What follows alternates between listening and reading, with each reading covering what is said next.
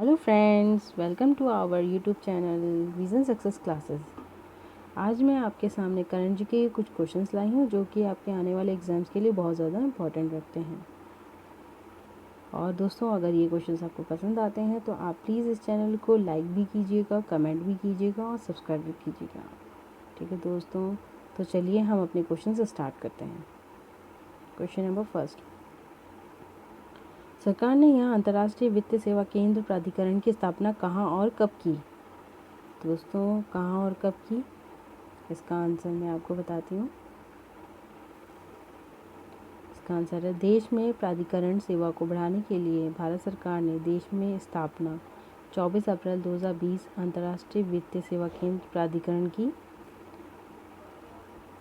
देश में इस प्राधिकरण का मुख्यालय गुजरात के गांधीनगर में स्थापित किया जाएगा। तो दोस्तों, इसकी स्थापना 27 अप्रैल 2020 को की थी और इसका मुख्यालय गुजरात के गांधीनगर में स्थापित किया जाएगा। ठीक है दोस्तों, इसकी कुछ डिटेल देख लेते हैं आगे हम। इसका फर्स्ट ऑप्शन, भारत में इस प्राधिकरण की स्थापना एक अधिसूचना के माध्यम से की गई है। सेकंड पॉइंट, भारत सरकार के द्वारा जारी यह अधिसूचना IFSCA के अधिनियम को जारी करता है। इसका थर्ड पॉइंट, सरकार द्वारा स्थापित इस प्राधिकरण का मुख्य कार्य वित्तीय उत्पादकों को विनियमित करना है। तो दोस्तों, इसमें सबसे महत्वपूर्ण बात ये हुई कि इनका मुख्य कार्य क्या है। तो इसका मुख्य कार्य ये भी है कि वित्तीय उत्पादों को विनियमित करना होता है। ठीक है दोस्तों, हम अपने अगले नेक्स्ट क्वेश्चन में चलते हैं। आयुष्मान भारत दिवस कब मनाया जाता है? कब मनाया जाता है दोस्तों? इसका आंसर आपको पता है तो आप प्लीज़ बताइए, नहीं तो मैं आपको बता ही रही हूँ। इसका आंसर है, इस योजना को प्रत्येक वर्ष 30 अप्रैल को देश में आयुष्मान भारत दिवस के रूप में मनाया जाता है। ठीक है दोस्तों, कब मनाया जाता है? 30 अप्रैल को। और एक बड़ी आबादी के प्रत्येक परिवार को हर साल 5 लाख रुपए तक की स्वास्थ्य सुविधा निःशुल्क दी जाती है। तो दोस्तों, इसमें 5 लाख रुपए तक की स्वास्थ्य सुविधा निःशुल्क भी दी जाती है। ठीक है, इसके बारे में हम कुछ डिटेल देख लेते हैं। ठीक है दोस्तों, प्रधानमंत्री नरेंद्र मोदी ने छत्तीसगढ़ के बीजापुर में इस योजना को शुभारंभ किया था। ठीक है दोस्तों, इसको प्रधानमंत्री मोदी जी ने छत्तीसगढ़ के बीजापुर में इस योजना का शुभारंभ किया था। ठीक है दोस्तों, इसके माध्यम से 10 करोड़ से ज़्यादा परिवारों के लगभग 50 करोड़ लोगों को मुफ्त इलाज की सुविधा देने का भी दावा किया गया है। ठीक है दोस्तों, इसमें गरीबों को बहुत बहुत सहायता मिली है इससे। आयुष्मान भारत योजना हमारे लिए, देश के लिए बहुत बड़ी योजना भी है। ठीक है दोस्तों, हम अपने आगे क्वेश्चन में चलते हैं।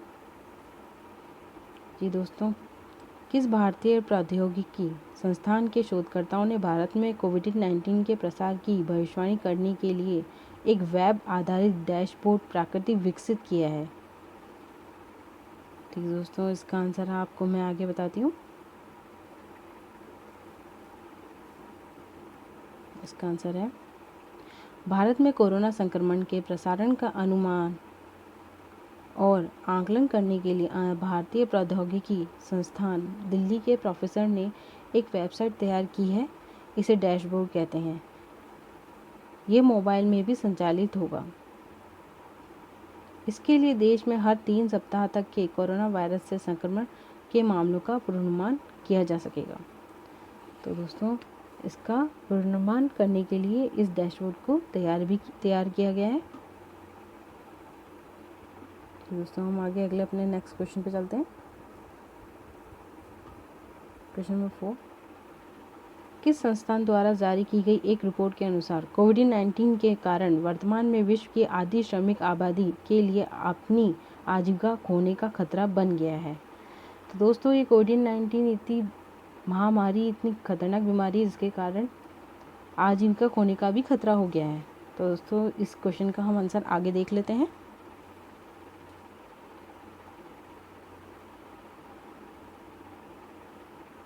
जी दोस्तों, अंतर्राष्ट्रीय श्रमिक संघ द्वारा जारी की गई एक रिपोर्ट के अनुसार कोविड-19 के कारण वर्तमान में विश्व की आधी श्रमिक आबादी के लिए अपनी आजीविका खोने का खतरा बन गया है।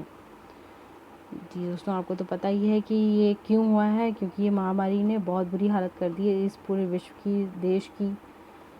तो दोस्तों, इसके आगे हम डिटेल भी देख लेते हैं। अंतर्राष्ट्रीय श्रमिक संघ। अंतर्राष्ट्रीय श्रमिक संघ की स्थापना वर्ष 1919 में प्रथम विश्व युद्ध के समाप्ति के पश्चात वर्साय संधि के तहत की गई थी। ठीक है दोस्तों, ये कब स्टार्ट हुई थी? 1919 में, प्रथम विश्व युद्ध की समाप्ति के बाद। ठीक है दोस्तों, ये संस्थान वैश्विक स्तर पर श्रमिकों के अधिकारों का प्रोत्साहित करने और श्रम तथा रोजगार से जुड़े मुद्दों पर संवाद कर स्थापित करने एवं सामाजिक संरक्षण आदि क्षेत्रों में कार्य करती है। ठीक है दोस्तों, आपको तो पता ही पड़ गया, ये श्रमिकों के लिए अधिकारों का भी प्रोत्साहन करती है और उनके बेनिफिट्स उनको दिलाती है। ठीक है दोस्तों, हम अपने आगे नेक्स्ट क्वेश्चन पे चलते हैं। क्वेश्चन नंबर 5, किस राज्य ने डीजल, पेट्रोल और मोटर स्पिरिट के लिए कोविड-19 उपकर लगाने की योजना शुरू की है? तो दोस्तों, किसने शुरू करी है, ये भी हमारा करंट जीके का क्वेश्चन आता है, जो कि अपने आने वाले एग्जाम्स के लिए इम्पोर्टेंट है। देखते हैं इसका आंसर क्या होता है। इसका आंसर है, देशव्यापी लॉकडाउन के बीच नागालैंड ने पेट्रोल और डीजल पर कोविड-19 सेंस लगाने का फैसला किया है। ठीक है दोस्तों, किसने किया है फैसला? नागालैंड ने। ठीक है दोस्तों, नागालैंड ने पेट्रोल पर 6 रुपये प्रति लीटर और डीजल पर 5 रुपये प्रति लीटर का कोविड-19 सेंस लगाया है। यह फैसला 28 अप्रैल की मध्यरात्रि में लागू हो गया था। तो दोस्तों, ये तो आपको मालूम होगा, आजकल न्यूज़पेपर में, न्यूज़ चैनल पे ये डिटेल तो आती ही रहती है। ये 28 अप्रैल की मध्यरात्रि में ही लागू हो गया था। ठीक है दोस्तों, इसकी हम थोड़ी डिस्क्रिप्शन देख लेते हैं आगे। नागालैंड टैक्सेशन एक्ट 1967 में निहित शक्तियों का इस्तेमाल करते हुए राज्यपाल ने यह आदेश जारी किया है कि मौजूदा टैक्स और सेंस के अलावा कोविड-19 सेंस भी लगाया जाएगा। अतिरिक्त मुख्य सचिव और वित्त आयुक्त सेंटियागर इमेचन ने ये जानकारी दी। असम ने हाल ही में पेट्रोल और डीजल की कीमतों में 5 रुपये प्रति लीटर की बढ़ोतरी की थी और मेघालय ने गिरते राजस्व का मुकाबला करने के लिए 2% बिक्री का अधिभार की घोषणा की थी। तो दोस्तों, असम और मेघालय में भी ये पेट्रोल और डीजल के बारे में बहुत ज़्यादा चर्चा हुई है, इसलिए इनके ऊपर भी ये कोविड-19 सेस लगाया गया है। उसके बाद नागालैंड में लगाया गया था। ठीक है दोस्तों, ये कोविड-19 के कारण पेट्रोल डीजल भी महंगे हो गए हैं। इसके साथ ही हम अगले क्वेश्चन में चलते हैं।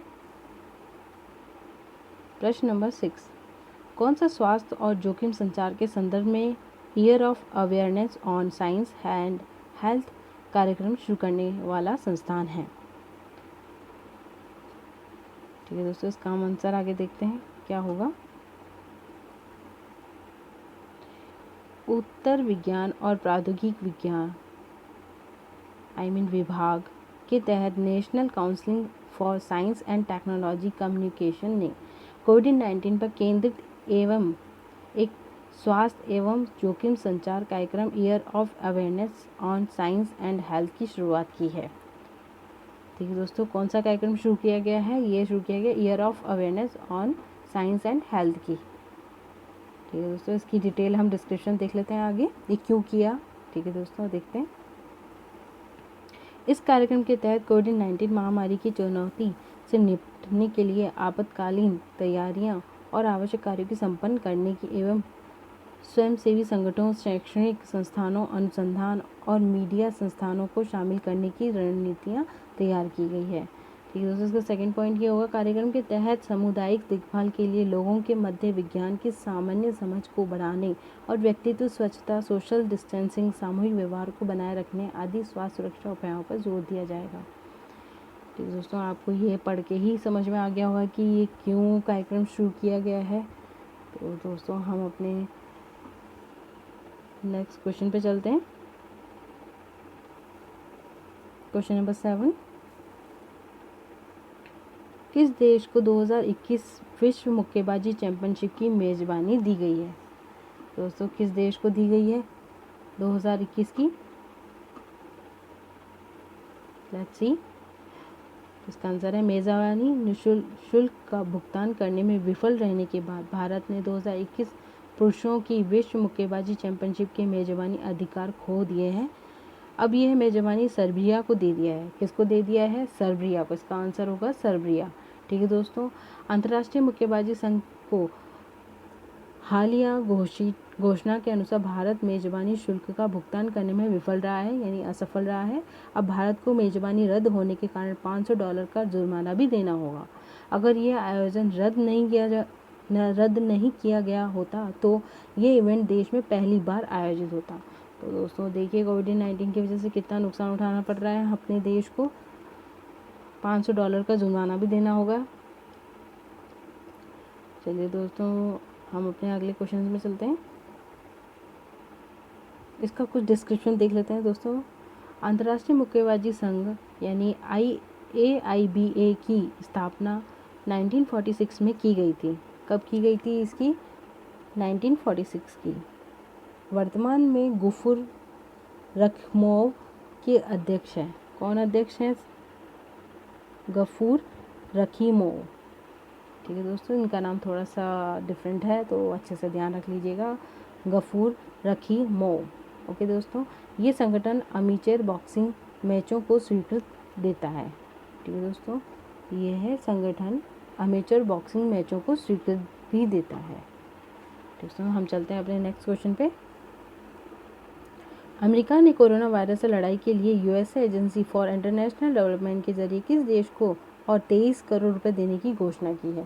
तो दोस्तों अमेरिका ने भी दूसरे देशों की मदद करी है, तो किस देश को 23 करोड़ रुपए देने की घोषणा की है? तो देखते हैं हम आगे इसका आंसर। कोरोना वायरस से लड़ाई में संयुक्त राज्य अमेरिका ने भारत की तरफ मदद का हाथ बढ़ाया है। विदेश विभाग के मुताबिक अमेरिका ने कोरोना वायरस के प्रसार को धीमा करने के लिए भारत को स्वास्थ्य सहायता के तौर पर करीब $60 लाख की सहायता दी है। तो दोस्तों भारत की स्वास्थ्य सहायता को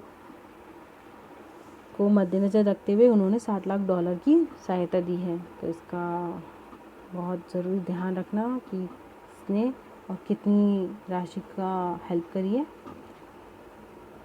तो दोस्तों हम देखते हैं इसके आगे डिस्क्रिप्शन। विदेश मंत्रालय ने कहा है कि इस राशि का इस्तेमाल भारत में बीमारी के प्रसार को कम करने में लिया जाएगा।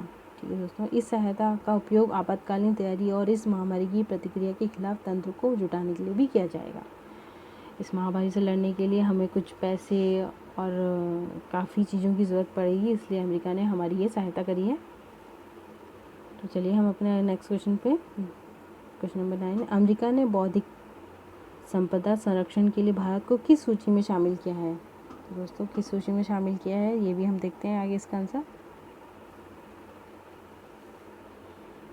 अमेरिका ने अपनी प्राथमिकता निगरानी सूची में भारत के साथ अन्य 10 देशों को शामिल किया है और इन देशों में चीन को भी शामिल किया गया है। अमेरिका ने आरोप लगाते हुए ये कदम उठाया है कि इन देशों में बौद्धिक संपदाओं और उनके प्रवर्तकों ने अमेरिकियों की न्यायोचित बाजार पहुंच को हानि पहुंचाई है। दोस्तों आगे हम इसकी डिटेल देख लेते हैं थोड़ी सी। जैसे अमेरिका ने प्राथमिकता निगरानी सूची में भारत को स्थान दिया है, शामिल भी किया है। तो इसके आगे हम थोड़ी डिस्क्रिप्शन देख लेते हैं।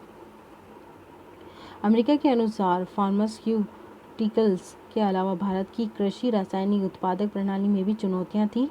ऐसे अन्य मामलों में व्यापार गोपनीयता, चोरी, ऑनलाइन चोरी, ट्रेडमार्क की रक्षा करने में बाधाएं, नकली सामानों का निर्यात, उच्च मात्रा में विनिर्माण भी शामिल है। तो दोस्तों इसके बारे में आपको मैंने बता ही दिया है कि भारत की मदद तो इन्होंने करी है और बाकी और चीज़ों में भी इन्होंने बहुत सहयोग दिया है।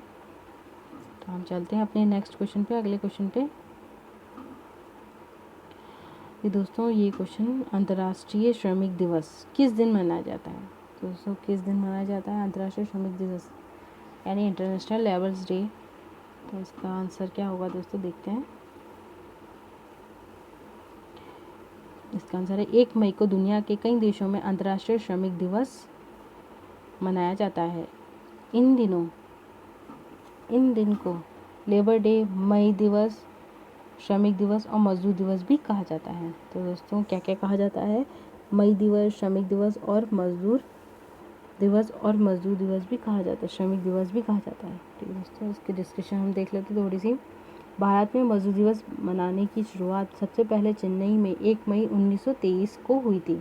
कब हुई थी दोस्तों? 1 मई को 1923 में। और कहाँ हुई थी? सबसे पहले चेन्नई में। उस समय इसको मद्रास दिवस के तौर पर भी बोला जाता था।